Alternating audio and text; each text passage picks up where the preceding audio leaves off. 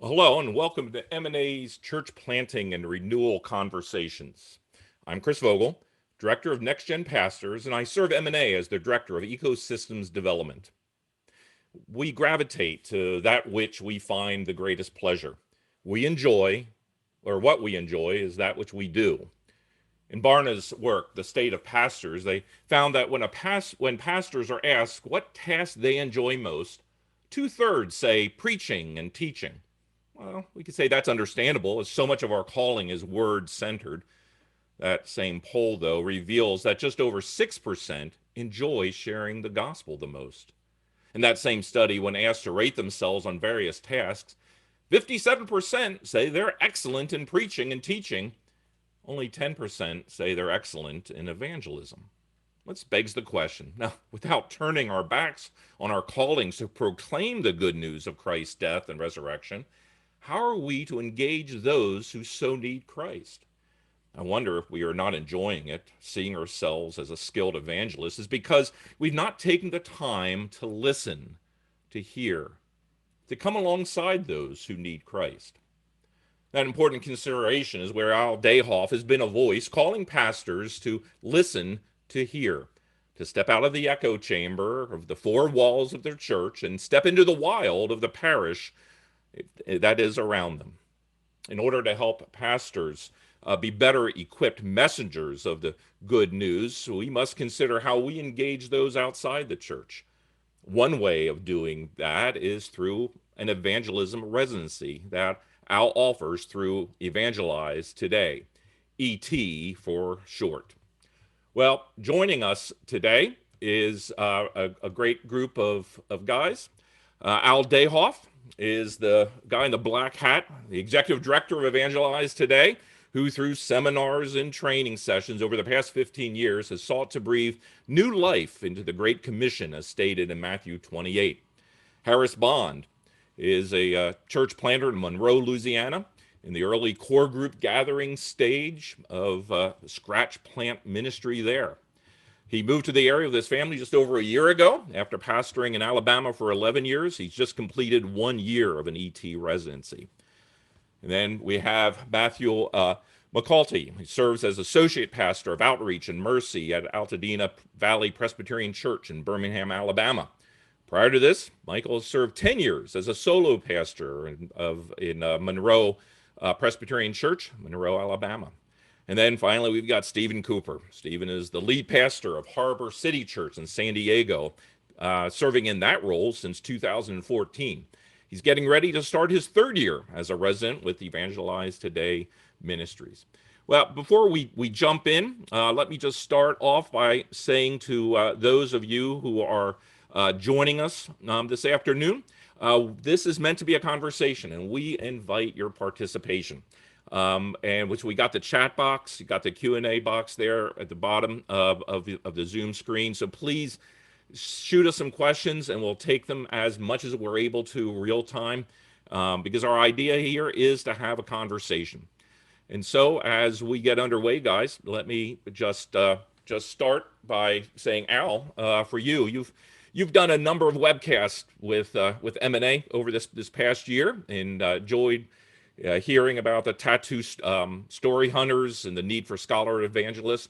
Why don't you tell us about an evangelism residency? What is it? Why is it needed? And then we'll hear from the other guys what their experience of that has been. And unmute your mic. There we go.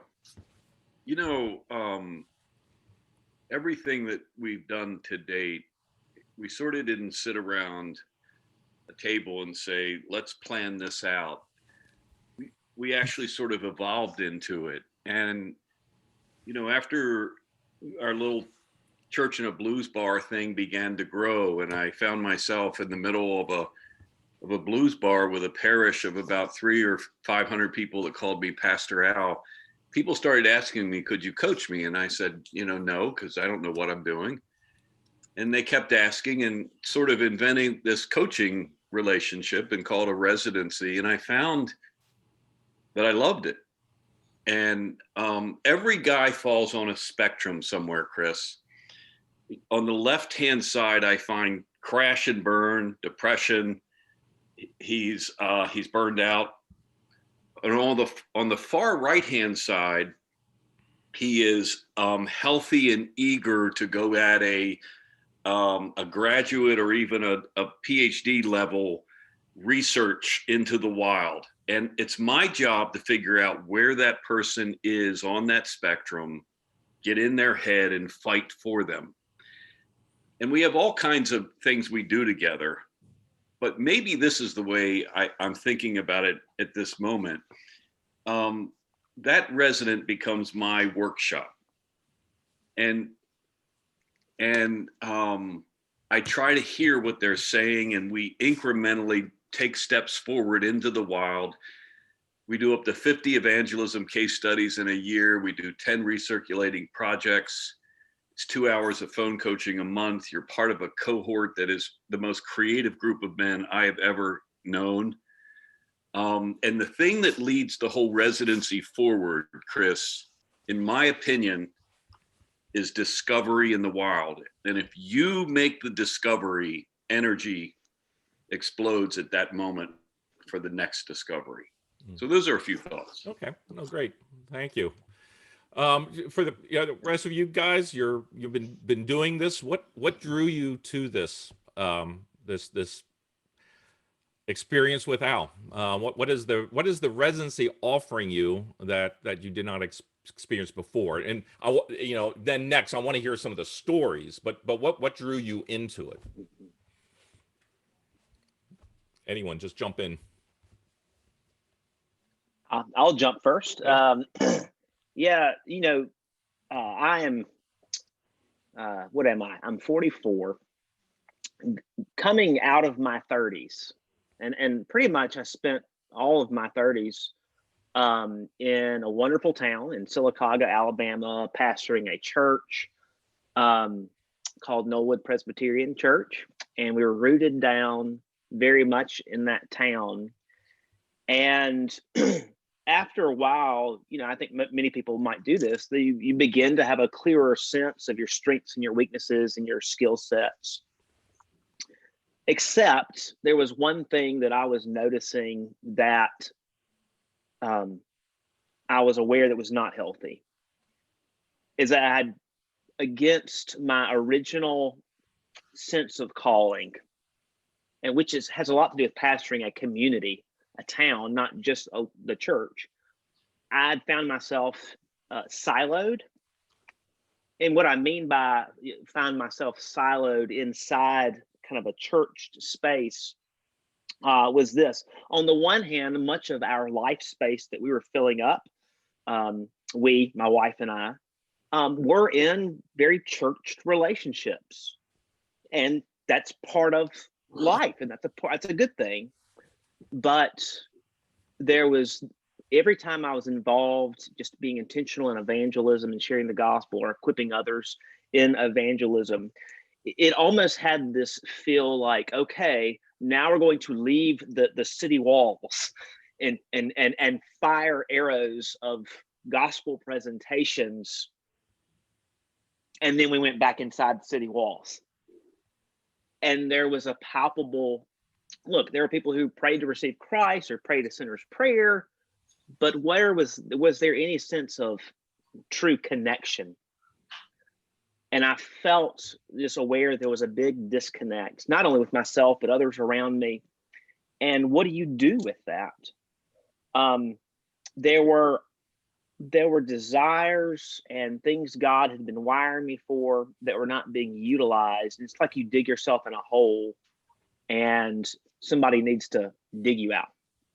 And so a lot of, then I run into another pastor friend who I think is watching this, Bert Boykin, and he had started doing a residency with Al and just became quite an open door for me to even come to one of the workshops. This ended up eventually, in God's providence, directed me towards church planting and church planter assessment. And of course, what's one of the things that assessment recommends? It just confirmed those suspicions. and it was just an opportunity to be a part of this. That's what drew me initially, and there's way more that we can talk about later on what I've found out since then that I'm very grateful for not only for Al, but the other residents as well. Oh, good. Oh, good. Thanks. I appreciate that. Michael, any? Yeah, thanks, Chris. Well, I mean, what drew me was just the recognition that I mean, I love people. I love seeing transformation and convergence. I mean, that's what drew me into ministry to begin with. But if I was really going to engage in evangelistic opportunities, I needed accountability.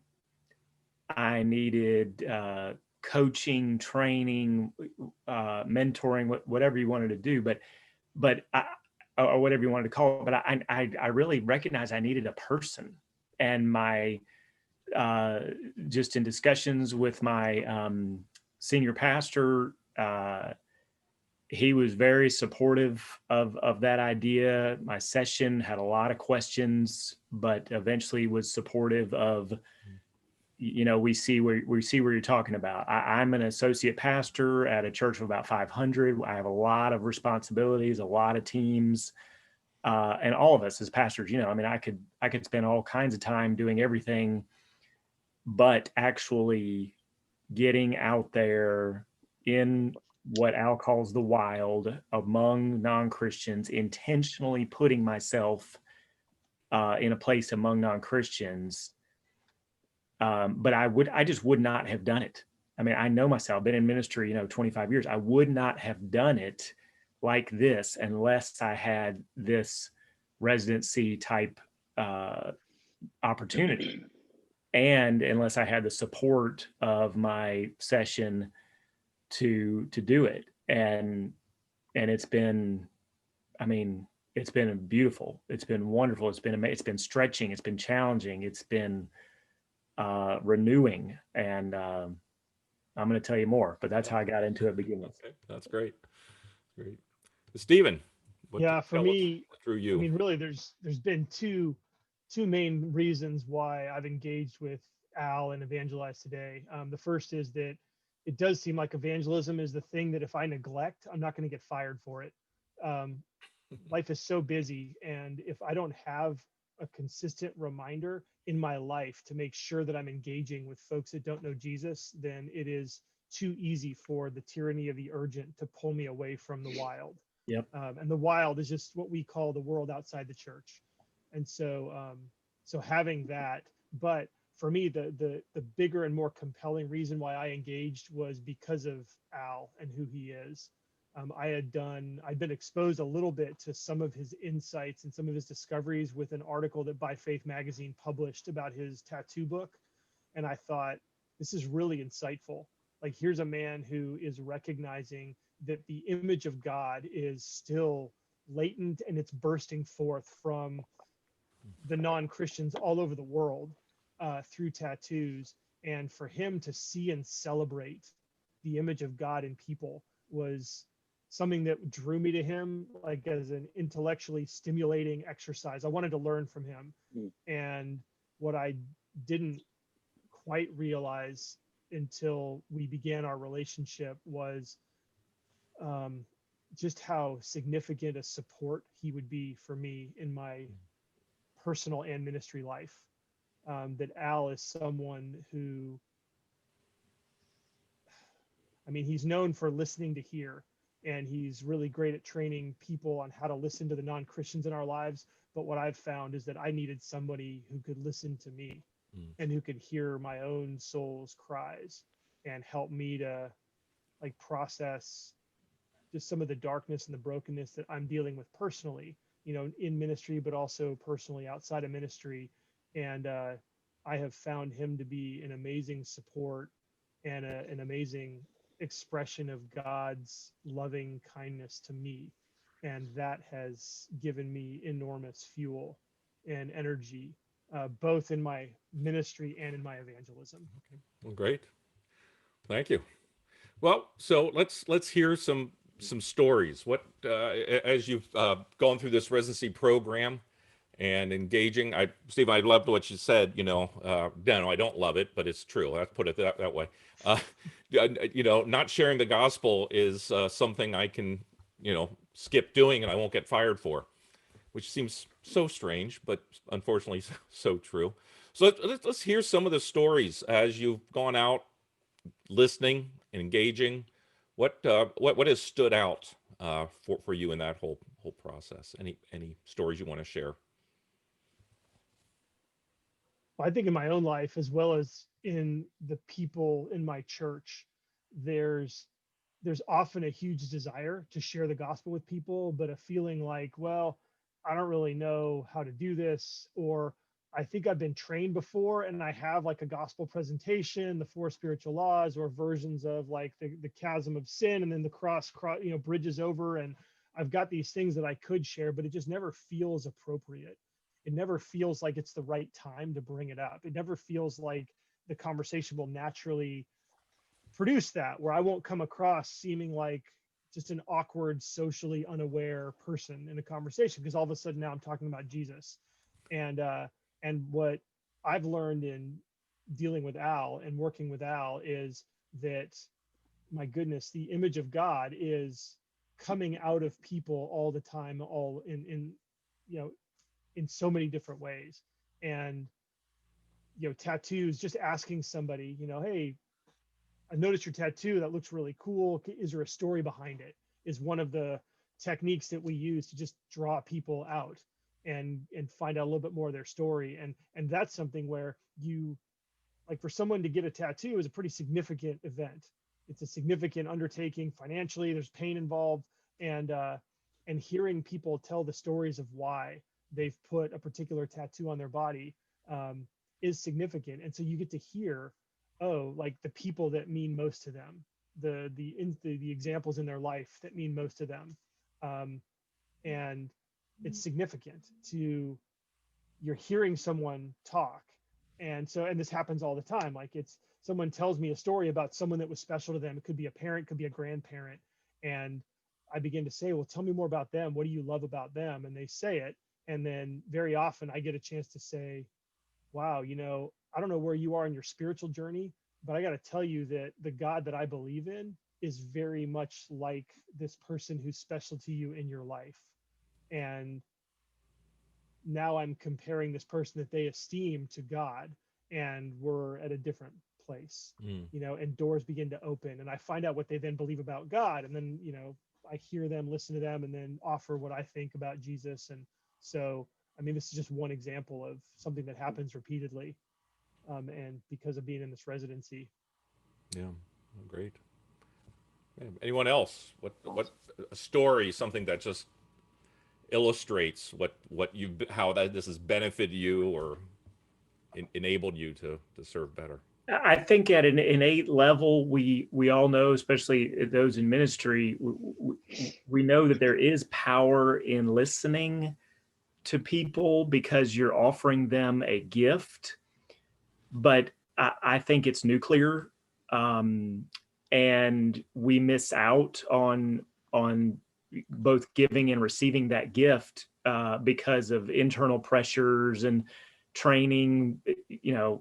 Anyway, we could go into lots of all that about how we do our training, credentialing, et cetera.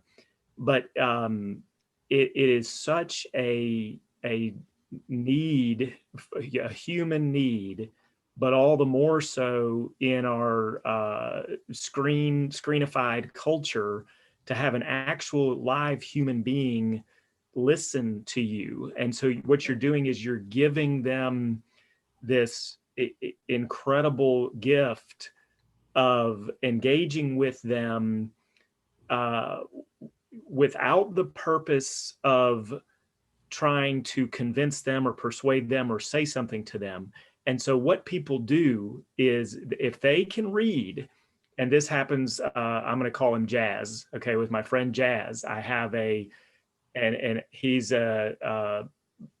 he's an alternative lifestyle person. Okay. I'll just say that for our audience. And, but for him, he absolutely loves getting together with me because I give him space to process. I give him space to talk about his spiritual journey, his spiritual goals and longings. And every single time I get together with him, there's something that the Holy Spirit says that prompts me to give him a piece of the gospel, to give him the whole story of the gospel that's very relevant to him, to our relationship, to our connection. But that started with engaging him, listening to do research and discovery, scholar evangelist stuff. And some of this is, feels like code language when we're saying, and that's okay. I mean, if you're interested in this, call me, talk to me, or any of one of us, because we could tell a lot more about this, but it works. I'm telling you, it works. Good. It's interesting you say that, Michael, because I've never ceased to be just amazed and fascinated and grateful that, I mean, I can go down a list of people in my life right now who, because of alternative lifestyle, like you mentioned, or maybe people who are wanting to know who has what kind of view in a kind of combative way, just by saying, how are you doing? Tell me what's going on in your life. Was there a story behind this tattoo? How did you get to where you are now? And just listen and resist the urge to try to have a take on something. And a lot of times our urges to want to respond quickly are self-protective. I don't know if that makes sense or not. Just, there's something you're uncomfortable and you feel the need to say something. And I've always thought of it as kind of like, your PPE. I'm taking the mask off and I'm risking.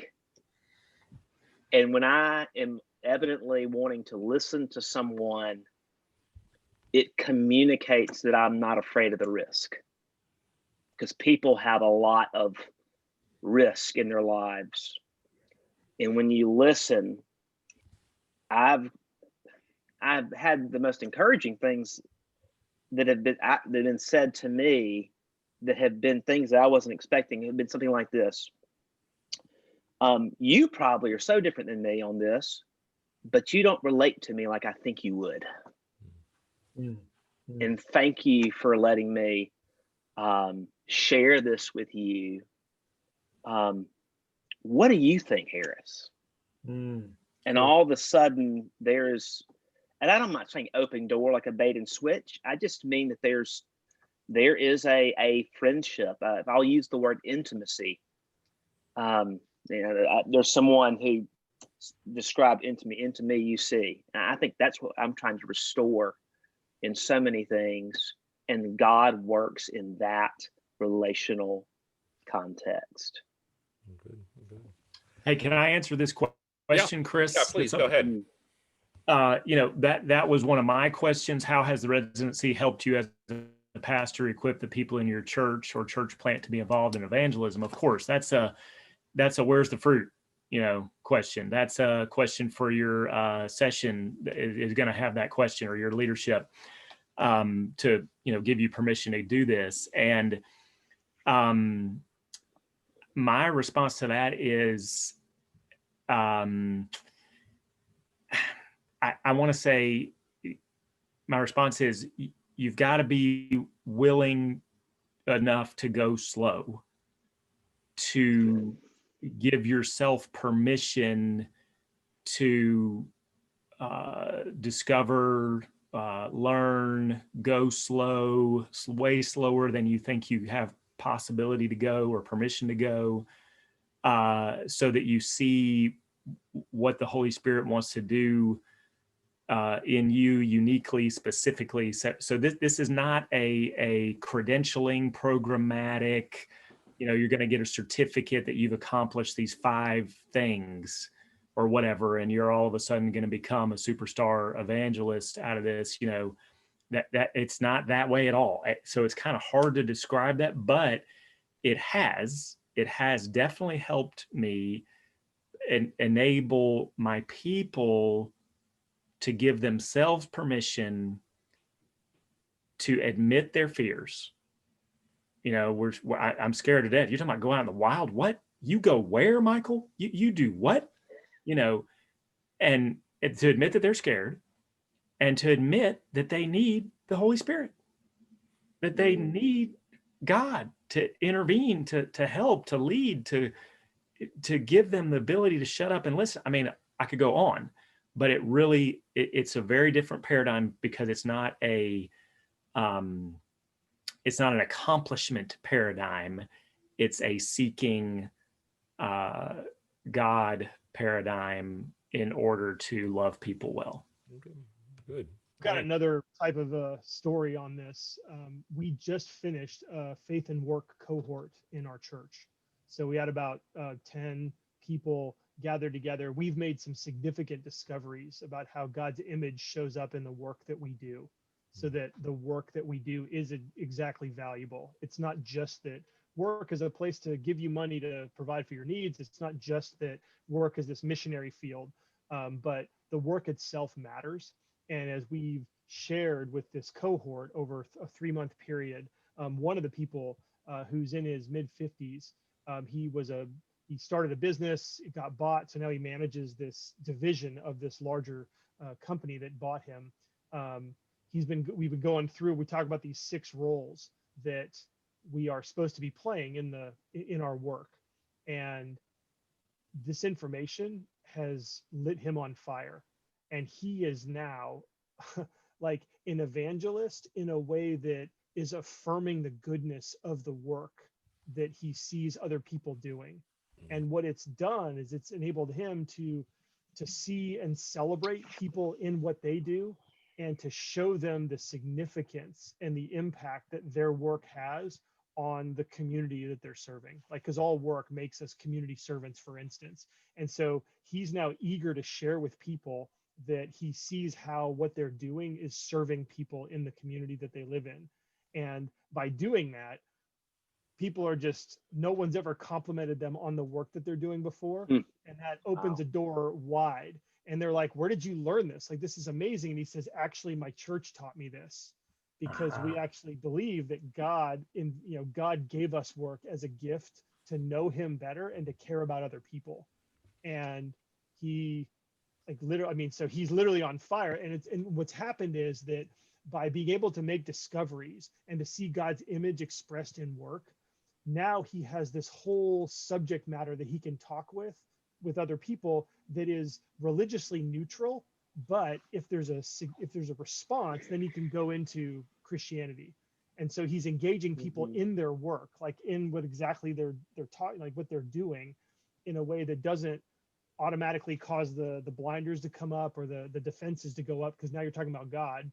And by affirming them in what they're doing, it's opened the door for him to then be able to share that this is coming from a God-oriented perspective. Yeah, good. Well, let me ask a question, maybe Al, of you. So, okay, so we're hearing kind of what it looks like as far as engaging. What about the cohort? How does that operate? What's the benefit? How do you engage the cohort in that whole process? You're muted again. You know, I don't know when I've ever had to say to Al Dayhoff, you know, usually it's mute yourself. Now I'm just saying, yeah, we want to hear. Can you hear me? Oh, we love hearing you. Go for it. I hear that a lot, by the way. So one of the things that I view is, I find these residents that I work with are my peers. Okay, they're brilliant. They're among the 1% most educated beings in the history of civilization. And so I get to work with them, and I come into them not as some teacher oftentimes, but I find myself so energized by being on an exploration, National Geographic on assignment, and they discover something, and I get to be a recipient of that. And Chris, you've heard me say this, but we take we built the scholar pastor in the last 100 years, and he's puts all that in truthing, telling, and presenting. That's how we built him. Well, the world just dramatically changed. And in my opinion, the wild is looking for a spiritual father. And the spiritual father is not going into the wild, truthing, telling, and presenting. He's more researching, introspecting, and discovering in himself and along with others. And so this cohort, and we have a messenger group that has an ongoing dialogue, but all kinds of things happen that they share their research. And let me tell you one quick story, okay? I don't know, is Mark Alfarth on the thread, Chris? I can check. If he's not, I want to tell stories on him. Yes, he is. Okay, all right, then I'm really going to tell stories on him. Okay. Mark is the smartest resident I've ever worked with in my life. But he's a guy that said to me, Al, there's no way I'm going to ever do a tattoo interview. There is no way. There is no way. And he made me come in town and do one with him. Okay. And then he started doing tattoo interviews. Well, guess what? Today at 4:00 Eastern Standard Time, he's going to do a tattoo interview in a tattoo studio live with a tattoo artist and listen to the confessor and the client talk. This is an ET first, okay? No other resident has gotten that far within a studio, and Mark viewed himself as the bottom of the bottom. And this is an ET first, that a resident got that far in, right, Michael? Hey, what's a confessor? I mean, you just said a tattoo person and a confessor, and what does that mean? Yeah. So, I sat in my bar for 3 years to try to figure out what that space was. And I listened. And they named me Pastor Al. And I was, my wife and I are swing dancers, and I was dancing with one of Mike Pence's head staff members. And she said to me, Al, you're my confessor. And I said, Diana, I don't know what you're talking about. I'm a Protestant. We can't shut up. And she said, don't you get it? Everybody in the bar comes to you to tell you something, in anger, in tears, and hugs, and looks, in out of control, in mental illness. And I said to her, I don't know what to do with that. She said, everybody comes to you. And she said this, you don't need to do anything. You need to listen and see if your listening can go into hearing, including hearing back 100 years. And can you hold, in other words, like a library book in a library, and hold that person's pain, like a tattoo does, by the way, and watch faith and healing stir. And a light bulb went off, and I was off on a journey. And I think we have re-entered the age of the confessor. Chris, I just did a conference with the Anglican Union last week in Tampa, and they had 30 bishops came to this thing. Scared me to death. Like, I'm going to stand in front of them and talk about like tattoos, right? And I said to them, tattoos are confessions are exploding in the wild, not in the buildings. And people have gotten so desperate to tell their stories and secrets, they're putting them in permanent ink on their wrapper. And a light bulb went off, Chris. When I'm in Protestant groups, they tend to go, okay, prove that. Can you give me some of this? But when I was with the Anglican group, they got it immediately. And boom, boom, it exploded with them. So the residents, we celebrate discoveries and progress, like dear Mark Alfarth, who will be, he's the leader of the pack today, dude. Awesome. Oh, good. So what, there was Well, we'll get to this other question in a minute. But for you guys, what's been your experience in the cohort as Wow. you're working together, being together? What's that look and feel like? Well, if 2020 had not have happened, it wouldn't have been as helpful, honestly, because Zoom became a huge tool of ministry, and ET just went on with cohort via Zoom, and it's been a lifeline for us. If somebody's discouraged or if somebody's got a great story, it comes into the mix. Mm-hmm. And we're all unique and we all have very different ministry experiences, but and it's nothing like a one up. There's nothing like that. It's more of deep rich encouragement, perseverance. Al makes an environment where it's super easy and fun to make fun of each other, and so it's comedy hour. It's a great experience. Okay, good. Are you guys all in the same cohort or different ones? We're all the same. All in the same. Okay. We have, Chris, we have ET 101 to 601, if you can stand 6 years, right? we haven't found that person yet. But what I love is the 201 guys say encouraging words to the 101 guys. Mm-hmm. And the 301 guys begin to brother and father the 101 and 102 guys. And it is a beautiful thing to see. And it's about me getting out of the way. Okay, so this isn't Al sitting on high pontificating to the group, which would violate everything you're talking about anyway. You're creating a community among yourselves then. Their discoveries, and so I don't mean to make this so much about tattoos. It's just one of the things we do, but it's one of the profound discoveries this team of scholar evangelists has dealt into even more.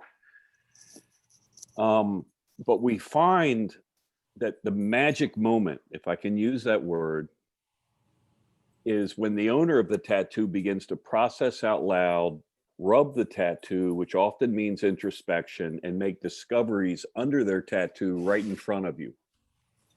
This is what we find the residency does in front of each other as they process out loud in front of peers. Some kind of permission happens where they make discoveries and we do too. And I'm sort of a resident in a way, Yeah, as well, because I write down quickly what they say and then use it in my next conference. Yeah, I mean, because we don't have that kind of space in our everyday lives, do we? What you just described is not a normal part of the way we live as pastors, having that Yeah, kind of engagement. Chris, I think about 5 or 6 years ago, I realized that nobody at church knew it was their job to ask me how I'm doing. And I think that, and I love my church. My leadership's amazing. And my staff is great, but nobody knew, like, just, it's just easy to think everyone else is doing great, Mm-hmm. or the pastor must be, he's got a team or he's got whatever he needs. He's fine. And when I realized that, I said, this is not good. And I knew that I needed to have that. And so I engaged with my elders, and now one of the elders who's, of our church knows it's his job to ask me how I'm doing. And we Mm-hmm. have a schedule. We make sure we get together at least a certain amount of time. And I realized that that I didn't want to be alone with anything in my life. If someone didn't know about everything going on in my life, and that wasn't a good thing. But I also realized that given all that God has put in me and is wanting to do through me, no one person could handle the weight of all of that either. And so this residency, working with Al and the other guys, but like a lot of it was with Al, like he's able to carry a huge amount of what, like of what I'm carrying. He's able to help me shoulder the burden, and when when Jesus says, take my yoke and learn from me, He's offering to hitch himself up to me. And one of the ways that Jesus does that is through Al and Al's leadership. And so that's been significant. And I think that one of the things, I think I've heard Andy Stanley say, what gets rewarded gets repeated. And so one of the things that happens in the residency is that we're engaged in so many things in ministry, talking to people, pastoring people, reaching out, evangelizing, leading set, like doing all these things.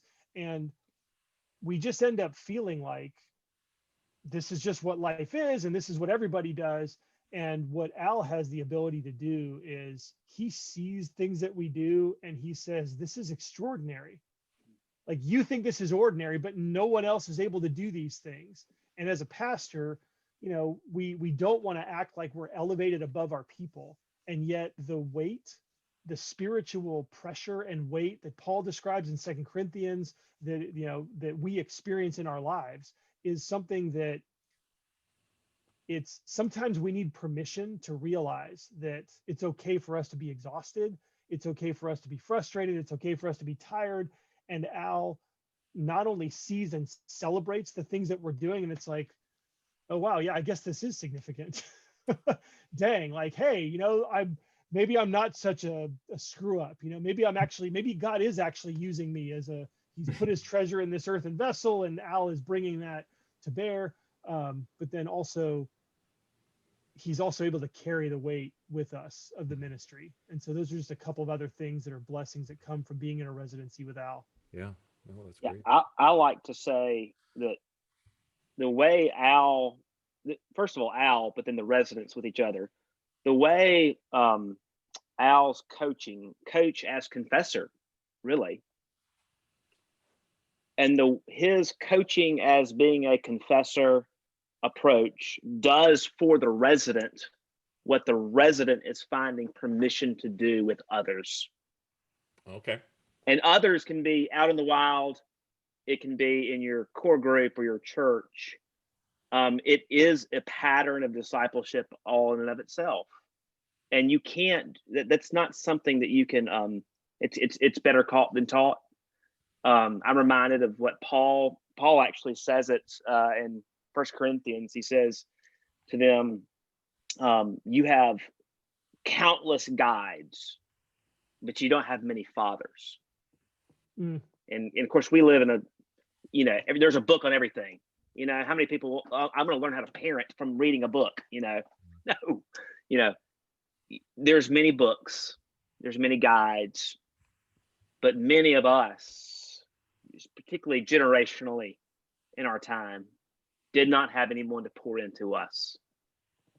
We were orphans in that sense of discipleship, maybe, perhaps.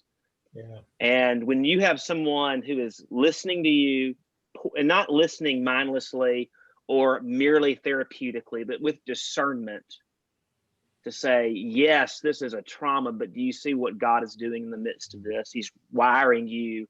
You are able to relate to people who struggle with this in a way that other people cannot. Do you see that? And it's affirming. That makes it so much easier for you to do the same thing with others. And if you've had someone pour into you, you know that. And that's the accountability, to use one word. That's the cohort, to use another word. Whether it's Al's coaching or whether it's the residents. And I'm trying to use that in my context in gathering a core group. How wonderful is it to be able to be a midwife, I guess you could say, with someone else, where they begin to see, wait, God has done this with me. And I have this other person in my life, and it's this amazing ministry opportunity. And see the lights go on with someone else is a beautiful, wonderful thing. Yes, that's great. No, it's great.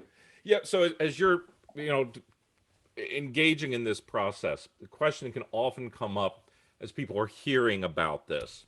Okay, listen to hear. Is there any point in which you speak, or is it just hearing? And this somewhat ties into a question that someone raised. He said, have you done Bible studies or Bible reading with people you're working with? If so, what have you found helpful?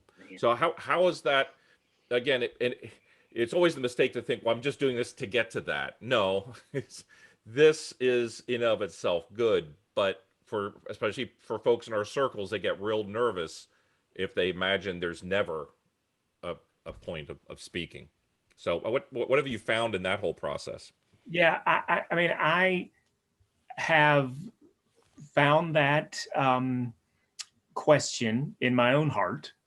What do you mean? We just listen. I've heard it from others, but I push back really hard against that now, because, and the way I do is look at your theology, look at who God is, look at how He grows the church, look at the Book of Acts, and where is the Holy Spirit in your theology?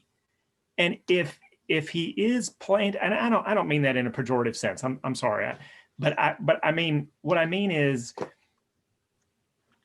the Holy Spirit is in you. He has, if you're in ministry, He has placed you in ministry. He has sovereignly ordained every single conversation. And so it's an adventure. It's like this, what's going to happen when I go out into the wild today? And it's just getting ourselves out of the way in the sense of, I've got to do something. I've got to show something for this. I've got to report something in a newsletter or a board meeting, session meeting, whatever. It's reliance upon the Holy Spirit that is such a joy, that is transformative.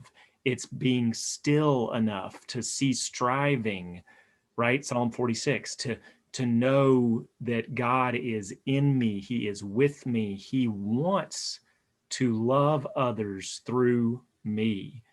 And I mean, every single time there's something happens. Something happens that is part of the kingdom advancing. Even if it's, you didn't say a word,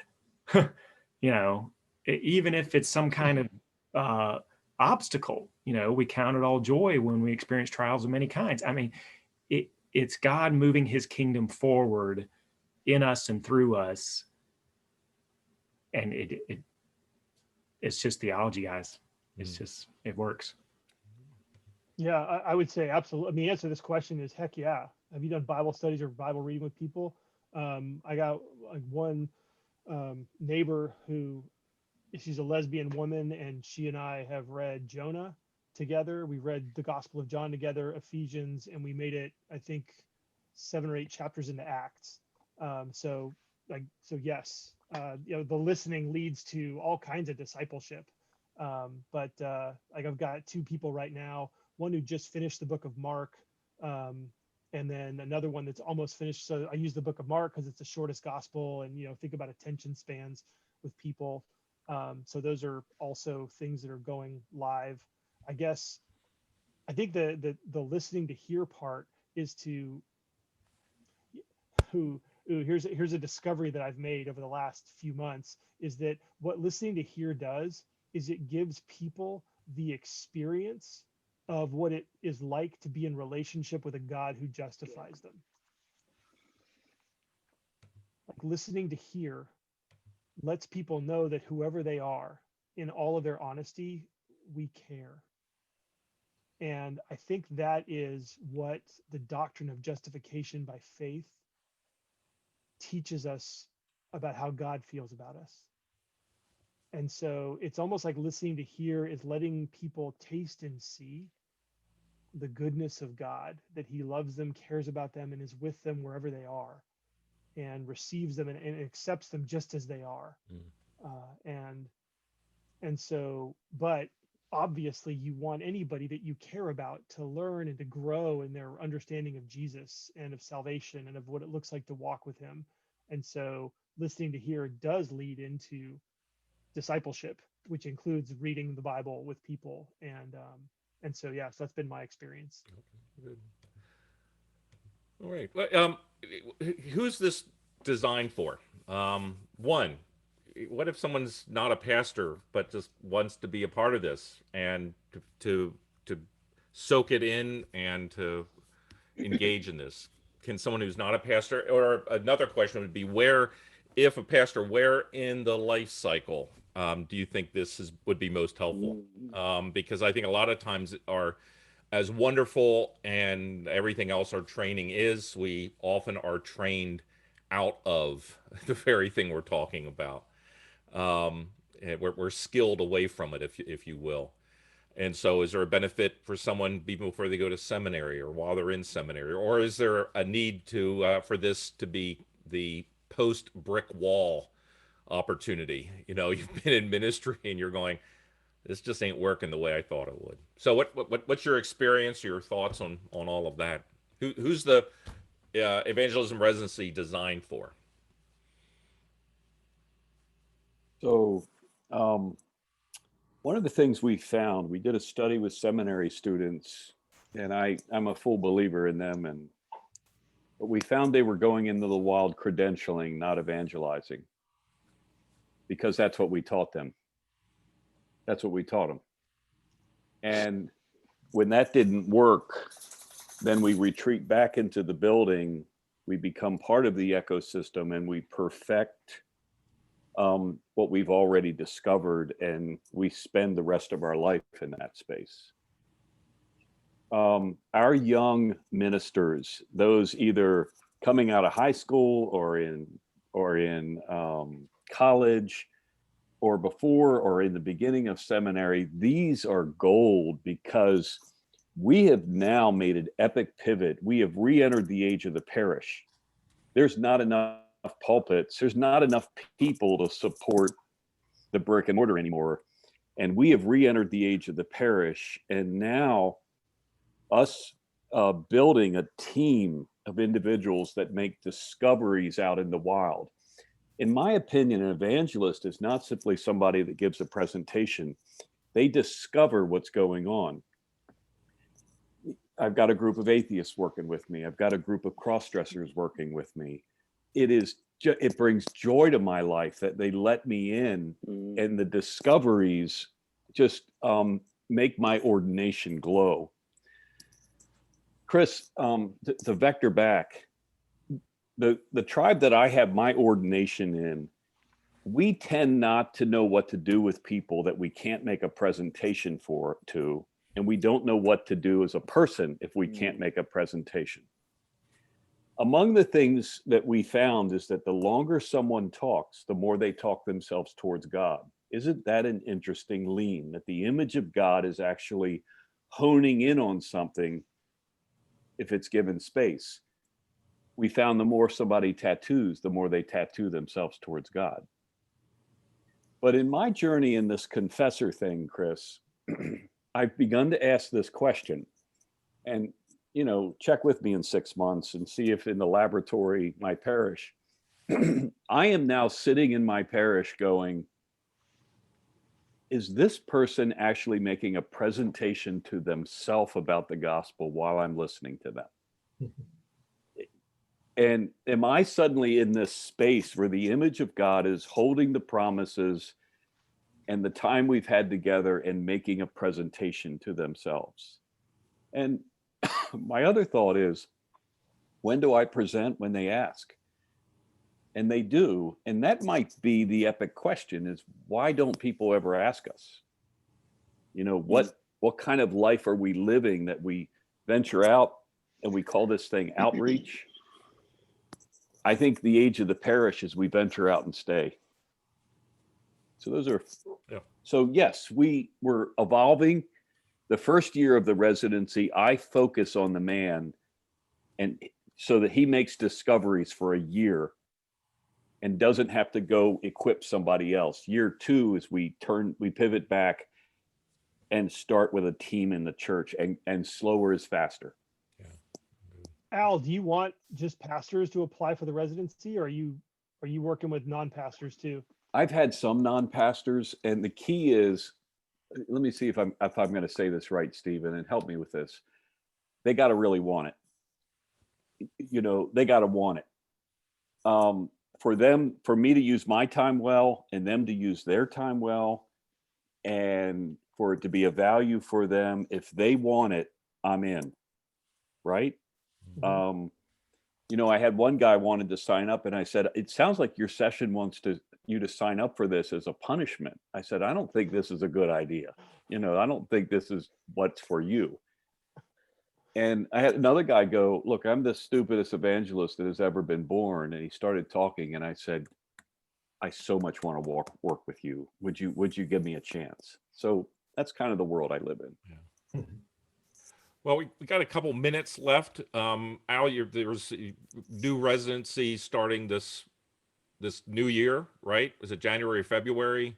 January, and I mean the first, we have a Zoom meeting on January 14th with the new cohort. We just all go, who's on board?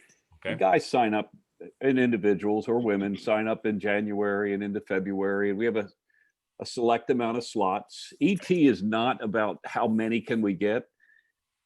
We want a quality group of individuals, and that has really paid off, Chris. Mm-hmm. Oh my gosh, these residents are just amazing. And so what would be the next steps if somebody is interested or wants to hear more? Is there any way of just kind of hearing more, asking questions, seeing what it's all about? One of the steps is emailing another resident and going, look, I can't ask this question to Al or out loud, but can I ask you?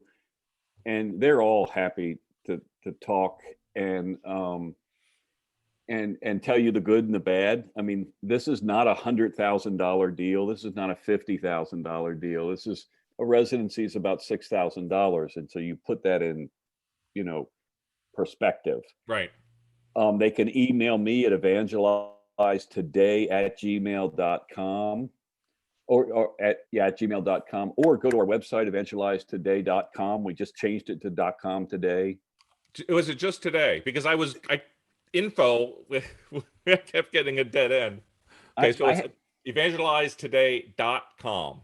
Yes, I have great timing on how we do these things.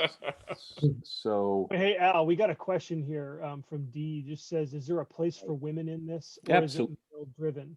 Absolutely. And women tend to be different evangelists than men. They live in a little bit of different world. And we want to grow that segment of ET. And we only grow as fast as we discover. If we got 100 resident applications in January, we're going to take 20 or 30 of them. And that's just that's where we're at. And it's been such a joy, but absolutely. And I think Women in the Wild is a natural fit. Chris, you've heard me say this. It changes the discussion because the denomination that I'm in, our pulpits are full of illustrations. You know why they're full of illustrations? Because we don't have stories. And I find real stories begin to change the DNA of the organization. Like Harris Bond, he's out in the wild and he suddenly is in Augustine's Confessions right in front of him. Oh, yeah. And it was one of the great stories of Harris Bond's residency. Good. So you had mentioned, okay, so residency is a year long, mentioned the cost. So you mentioned 2 hours of phone coaching. About 2.5 hours of phone coaching a month. Trust me, that'll be enough for you. Right. And then how often does the cohort get together virtually? We get together virtually once a month, and usually half to 3/4 show up. And we're learning. The cohort all wants to get together. I want to bring them all to my bar, my parish, because my whole bar wants to meet them, by the way.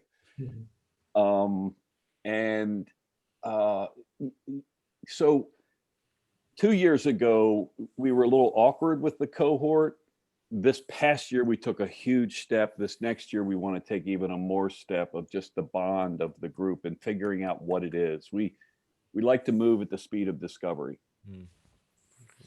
And then anything else that's involved in that cohort, what else would I expect as I go out? Any other? We research our way back in, and I study each resident because each resident is in a different place. You get a fancy briefcase, right, Stephen? Yep, super fancy. And And there are times I put little there you go. I make deals between residents. Like we had Stephen, you and somebody else was involved as a prosecutor in a trial, and I linked those two guys up. And so as these guys let me into their inner lives, oftentimes somebody else in the residency is uniquely going through that exact thing. So I try to not be the expert of that. I let the residents be the experts. Yeah, no, that's great. Well, good. Well, guys, thank you so much. We've come to the end of the hour, and appreciate you taking the time, you guys, to talk, and the rest of those who are with us here and attending and being with us. The link and all this will be sent out to all of you attending, and feel free to share it with others to be able to keep the conversations going. Well, again, thank you all. This will be our last M&A conversations of this year. We'll pick up next month in 2021, January the 6th, talking about rural church planting and some of the unique challenges there. And we get together about every other week, but sometimes I do it every week. It's a great opportunity to hear from all of you. Again, thank you. Lord bless, and may the Lord be with you in this Advent season. Have a good day.